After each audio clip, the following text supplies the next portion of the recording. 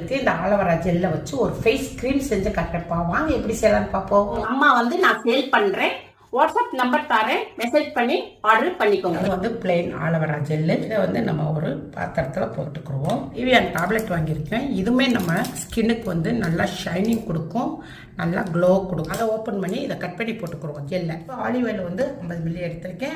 இப்போ olive oil ஊற்றிக்கிடுவோம். இது பாதாம் ஆயில். பாதாம் ஆயிலும் 50 மில்லி எடுத்துக்கிடுவோம்.